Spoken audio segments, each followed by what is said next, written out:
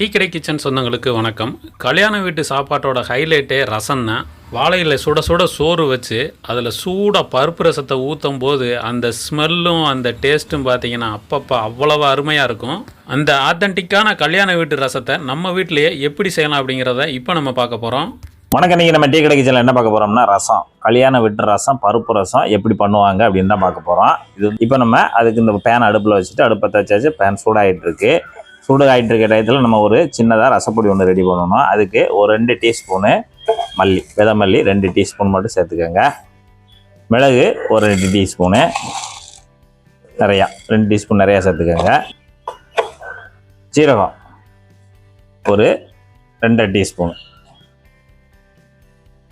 சேர்த்துட்டு கருவேப்பிலை ஒரு 2 கொத்து எடுத்து உள்ளே சேர்த்துருங்க.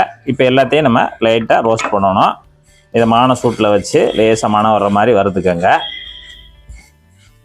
இப்போ லேசாக மனம் வர அளவுக்கு நமக்கு நல்லா ரோஸ்ட் ஆகிடுச்சு. இப்போ நம்ம ஸ்டவ் ஆஃப் பண்ணிவிட்டு இதை கம்ப்ளீட்டாக ஆற வச்சுட்டு சின்ன மிக்ஸி ஜாரில் போட்டு நல்லா ஒரு பொடியாக அரைச்சி எடுத்து தனியாக வச்சுக்கலாம். இப்போ நம்ம கல்யாண வீட்டு பருப்பு ரசம் பண்ண போகிறோம். பண்ணுறதுக்கு அடுப்பில் இந்த மாதிரி கொஞ்சம் நம்ம எவ்வளோ பண்ணுறோமோ அவ்வளோக்கு தக்கன பாத்திரம். இப்போ நான் வந்து ஒரு 2 லிட்டருக்குள்ளே பண்ண போகிறேன். அதனால் அதுக்கு தகுந்தாப்பில் பாத்திரம் எடுத்துருக்கேன். பாத்திரத்தை வச்சு அடுப்பத்தை வச்சுட்டேன். சட்டி சூடாகிட்டுருக்கு. 2 டேபிள் ஸ்பூனு கடலில் தான் நான் சேர்க்குறேன். உங்களுக்கு பிடித்தமான எதுனாலும் சேர்த்துக்கலாம். எண்ணெய் கொஞ்சம் எப்போயுமே கல்யாண வீட்டில் எக்ஸஸாக தான் இருக்கும். அப்படின்னா தான் அந்த டேஸ்ட் நல்லாயிருக்கும். அப்படியே லேசாக எண்ணெய் வதக்குற மாதிரி இருக்கும் ரசத்தில்.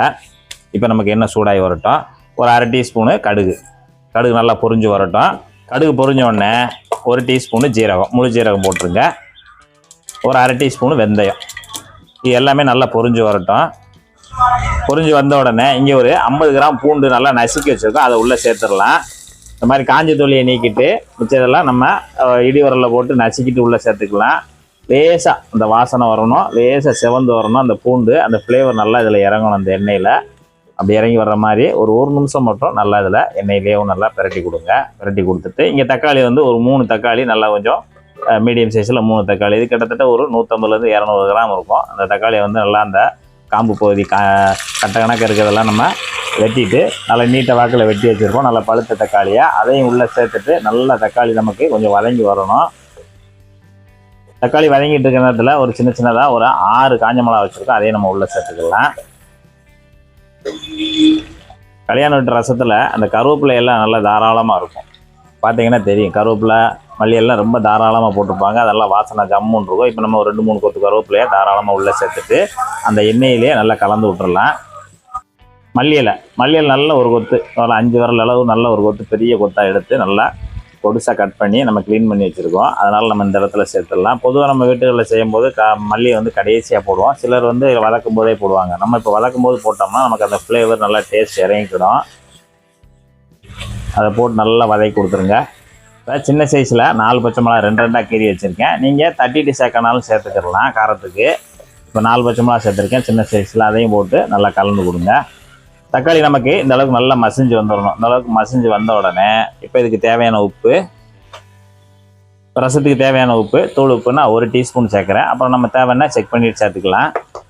மஞ்சள் தூள் ஒரு 1/4 டீஸ்பூனு, ஒரு 1/2 டீஸ்பூனு தனி மிளகாத்தூள், அது வந்து லைட்டாக கலருக்காகவும் உள்ளே சேர்த்துக்கலாம்.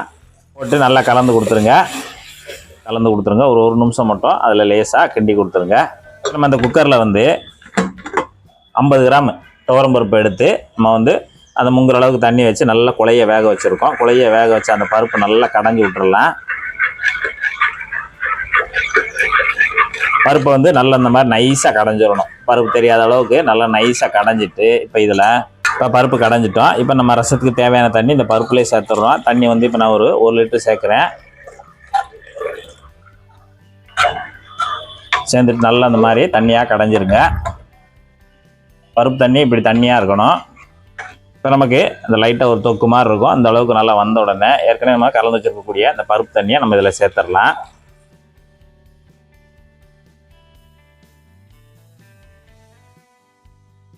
இப்போ பருப்பு தண்ணி ஊற்றிட்டு நல்லா கலந்து கொடுங்க. இன்றைக்கி நம்ம ஒரு 2 ஃபேமிலி சாப்பிட்லாம். கிட்டத்தட்ட ஒரு 10 பேர்லேருந்து ஒரு 12 பேர் தாராளமாக சாப்பிட்லாம். அந்தளவுக்கு தான் நம்ம ரசம் வச்சு காமிச்சிருக்கோம். ஏன்னா 1 டைம் வச்சிங்கன்னா இதை வச்சே சாப்பிட்டு முடிச்சிடலாம். மற்ற எதுவுமே தேவையில்லை.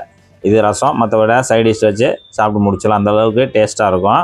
நல்லா கலந்து கொடுத்துட்டு இங்கே வந்து புளிக்கரைசல் வச்சுருக்கோம். புளிக்கரைசல் வந்து கிட்டத்தட்ட ஒரு 25 கிராம் புளி போதும். ஏன்னா நம்ம தக்காளி எல்லாம் சேர்த்துருக்கோம். ஒரு 25 கிராம் புளி, அதாவது சின்ன லெமன் சைஸ் அளவுக்கு எடுத்துட்டு நல்லா ஊற வச்சு நல்லா புளியை கரைச்சிட்டு கிட்டத்தட்ட ஒரு 1/2 லிட்டர் தண்ணியில் நம்ம கரைச்சி எடுத்து வச்சுருக்கோம். அந்த புளி கரைசலை அதை இந்த இடத்துல நம்ம சேர்த்துக்கலாம்.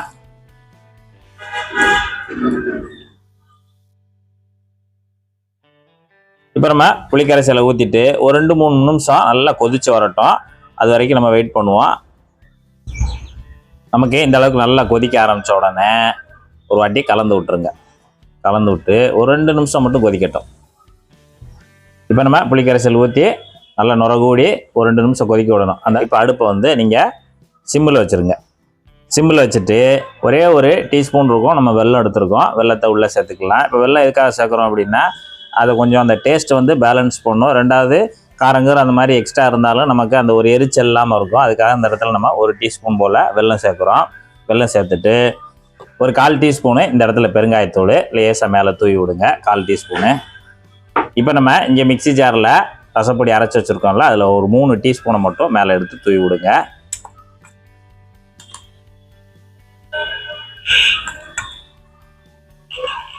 அப்படியே மேலே தூவி விட்டுருங்க. அவ்வளோதான். அடுப்பு சிம்மிலே இருக்கட்டும். இப்போ நம்ம சிம்மில் வச்சுருந்தோமா, பொடியை போட்டு ஒரு நிமிஷம் தான், 1 நிமிஷம் கழித்து நம்ம அப்படியே ஸ்டவ் ஆஃப் பண்ணிடலாம். ரொம்ப நேரம் கொதிக்க விட வேண்டாம். அந்த பொடியை போட்டு இப்போ நம்ம ஸ்டவ் ஆஃப் பண்ணிவிட்டு நல்லா கலந்து விட்டுடலாம். நமக்கு அந்த ஏற்கனவே நம்ம ரசப்பொடி வறுத்து தான் பண்ணியிருக்கோம். அதனால் இருக்கிற சூட்லேயே அது கரெக்டாக இருக்கும். ரொம்ப நேரம் கொதிக்க விட்டோம்னா லேசாக கசப்பிறங்க ஆரம்பிச்சிடும். அதனால் இந்த இடத்துல 1 நிமிஷம் மட்டும் அதில் சேர்த்து நல்லா கலந்து விட்டுருங்க. இப்போ நம்ம கல்யாண வீட்டு ரசம் செம்மையாக தயாராகிடுச்சு. நல்லா வாசம் கமன்னு வருது.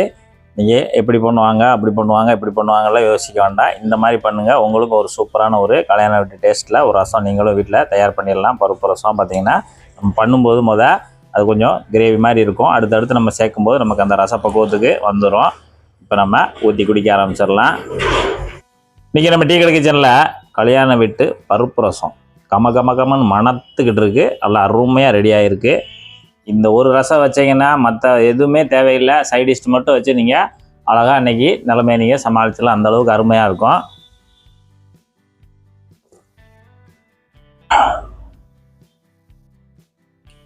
இந்த மாதிரி ரசத்தை நீங்கள் வச்சு கொடுத்துட்டீங்கன்னா, இந்த மாதிரி ரசம் நான் சாப்பிட்டதே இல்லை அப்படின்னு சொல்லி வீட்டில் அடித்து சொல்லுவாங்க. அந்த அளவுக்கு அருமையாக இருக்கும்.